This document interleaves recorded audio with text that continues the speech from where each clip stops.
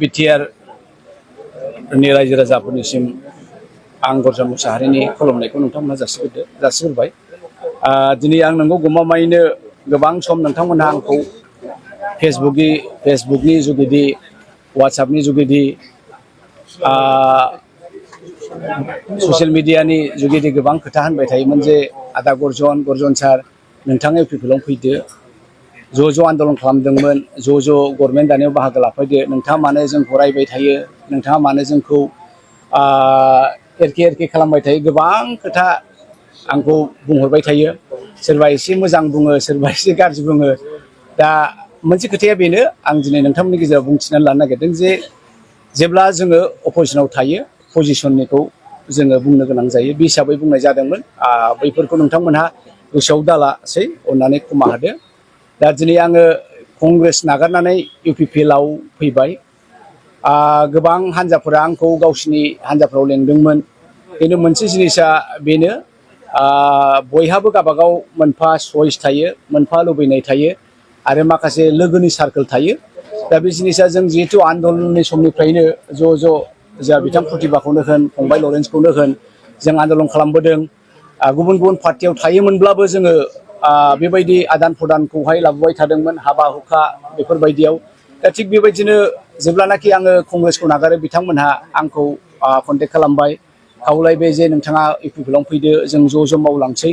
जिहेथु जोङो मोनसे गोजोननि मोनसे एजेन्डा लादों, दा बे गोजोननि निसानखौ जोङो बिटिसिआवहाय लाबोनानै गायसननानै बयबो गुबुन जाथिनि राव, हारिमु, धोरोमखौ बयखौबो जोङो ज' खालामनानै बिटिआरआव मोनसे गोदान सावगारि होनाय, गोजोन, जौगानाय, अनलायनाय, बेफोर खोथाखौनो दा बेवहाय आंबो सामिल जाबाय। दा आङो दिनै कंग्रेस नागारनानै इउपिपिएलआव फैबाय। नोंथांमोनहा आंनो पार्टियावहाय नोंथांमोननि अननायखौ होनांगोन। आंबो जेसे हायो एसे गेदेरफोरखौ आङो मान होगोन, आरो आंनि दुइसिनफोरखौ आं अननाय होगोन। बे हिसाबै आङो आवगायलांनो थाखाय आङो थियारि। दा बावहाय आंनि खावलायनाया बेनो, नोंथांमोना आं मावग्राखा, खामानिखौ जों गेजेर नङा। आंनो नांगौबायदि मावनायनि परिबेखखौ होयोबा आङो गमामायैनो इउपिपिएलआव थानानै पार्टिखौ आङो जौगानाय फारसे आङो अराय बोलो होगोन। जोंनि गेजेराव फिसा दाङाबाजिफोरखौ जेसे हायो एसे जोङो फोजोबनानै खौसेनि गारांजों जोङो बड'लेण्डनि रायजो राजाखौ जोङो सिबिगोन होननानै आं आसा खालामो। जोंनि जयनिं जानायनि हाबाफारिनि थारिकआ खालारा दिनै नङामोन, गाबोनसोमोन। ओमफ्राय बिथांमोनहा 1 घन्टा 2 घन्टानि सिगां मोनसे खबर होबाय जे नों हारसिङै आरो जा खाथि खाला दङ बिसोरखौ लानानै खालामग्रोदो। बे हिसाबै जोङो बुथुमला 14 जनखौ मोनबाय, आंखौ लाफानानै। दा गाबोन समफोर जोङो बेबायदिनो खालामबाय थासिगोन। जोंहा बेनि ब्लकनि टिमाबो दिनै लायाखिसै, बिथांमोनहा गावसोर गोजा लासिगोन। दा मानसि जयेन जानायखौ गोबां मोनबाय थागोन। अननाय आरो सनमाना दङमोन आरो थाबाय थागोन। कंग्रेसआ मोनसे नेसनेल पार्टि, बेयो भारतनि संबिधानखौहाय सुजुनानै होदों, आरो जोंबायदि ट्राइबेल बायदि दलित थाखोनि मानसिफ्रा, जोंबायदि डिप्राइभ कमिउनिटिया संबिधाननि सायाव भरसा खालामाबा जोंहा जेबो उफाय गैया। दा बेखाय संबिधानखौ जोथोन लाग्रा, संबिधानखौ रक्षना बेक्षना खालामग्राया कंग्रेसआनोमोन।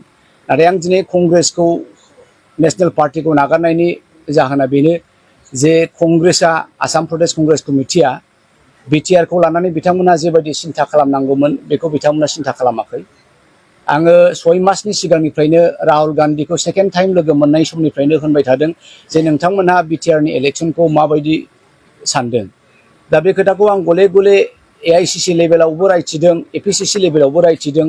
आं गले गले रायथिसेयावबो बिथांमोना बिटिआरआव जे इलेक्सन जागोन, बे इलेक्सनाव जे जोङो माखासे माने सिटखौ लानांगोन, आरो सिट मोनोबा मोनबानिफ्राय 7टा बा 9टासिम मोनोबा जोङो इउपिपिएल नङाबा बिपिएफजों जोङो गभर्नमेन्ट थानानै जोङो बिजेपिखौ गोजान खालामो। बे जिनिसखौ आं गले गले बिथांमोननो बुंथिबाय थादोंमोन, नाथाय बिथांमोना आंनि फंसेबो बुंनायखौ लायाखै। दा आङो सासे बिटिआरनि बेक्ति, आङो सासे रिभलुसनारि बेकग्राउन्डनिफ्राय फैनाय, जा बर' जानानै आङो बिटिआरनि जानानै दा आंनि फंसेबो बाथ्राया कंग्रेसआव जुदि रुजुवाबा, दा आं कंग्रेसआव थानानै मा लाब। दा बे हिसाबै आंनि थाखाय गावनि बे बड'लेण्डआ देरसिन, पार्टिया देरसिन नङा, आंनि थैनि बिदा फंबाया देरसिन, पार्टिया देरसिन नङा। दा बे हिसाबै आङो कंग्रेसखौ बिदाय लानो गोनां जादों। आङो मावलांगोन, खारन बिटिसिआव बुंनांगौ गोबां दङ UPPL जानानै UPPLनि थांखि बिथांखिफोरखौ आङो मिथिखागौ जों समान समान आन्दलन खालामनाय समान समान बे आबहावा आरो बाताबरणजों जों देरनाय आङो UPPL जानानै बर' रायजो राजा बे BTCनि रायजो राजाफोरनिसिम गोबां खावलायनो गोनां दङ गोबां मिथिहोनो गोनां दं बेफोर बाथ्राखौ आङो एखे उदाङै जेरावनो सुबिदा मोनो बावहायनो आङो केम्पेइनफ्राव थाफानानै एबारनि बिसायख'थिखौ मोजाङै मोजां केम्पेइन खालामनानै आरो देरहाहोनाय हाबाफारियाव आंबो गोसो मोदोम जिउ होनानै बाहागो लाफायो। BTC कंग्रेसनि गोहोमा दर्जन मोसाहारि थानायाव जथेस्थ' गोहोम दंमोन। बयबो नोंथांमोनहाबो मिडियाया मिथिगौ जे कंग्रेसआ गोसो होयोमोनब्ला मोनबानिफ्राय 7था 8थासिमा ओरैनो फैयोमोन। दा दिनै देरहानायनि मोनसेबो समस्थियाव बिथांमोना केन्डिडेट होआखै।